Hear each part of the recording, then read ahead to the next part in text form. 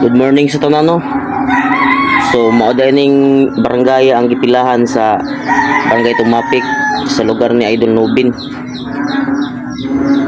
So tan-awa ninyo dili basta-basta gini nagpila dire.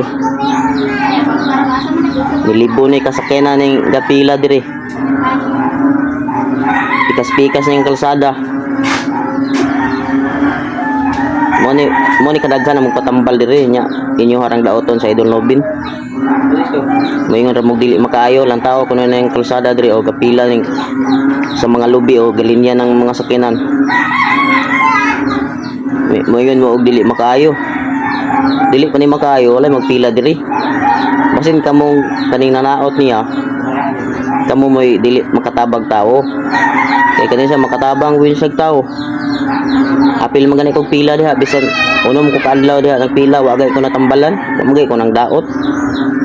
Kamon hinoy mang daot nga wagay mo nakaapil og pila diha mo ka agi sa among sitwasyon ug usay mo kaagi diha.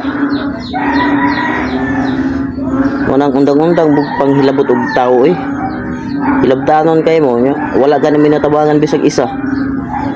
Wala ka 1/4 ihong natabangan siguro sa natabangan na Idol Nobin. Ug kamo pa siguro sa ako ang sitwasyon no nga uno mo kaadlaw dito wala mo natambalan niya.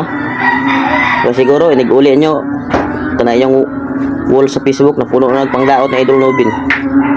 Matabang ko niya tambal ko ni perting daghana kayo. Kita nga magpatambal mosabot na lang tang kay wala man tagi isugo niya paadtod dos ilaha para tambalan ta niya wala man sa namugos gud. Ug kanang gimhalan mo siyang lana. Wala po siya niingon nga palit mo sa kong lana. Kabubuton ra gid niyo nga palit sa ihang lana. Naragin na ninyo kay wala mo sugo ang iya nga ga-recommend naman siya nga magkaayo yung lana daghan pong naayo daghapong ni palit itong mga wala naayo kulang tog pagtuo munay nakabahog tik-tik ninyo mga basir mo puro ra mo panghilabot sa inyong isig ka tao di mo kuna-una sa iyong kaugalingon ba. So marato mga busing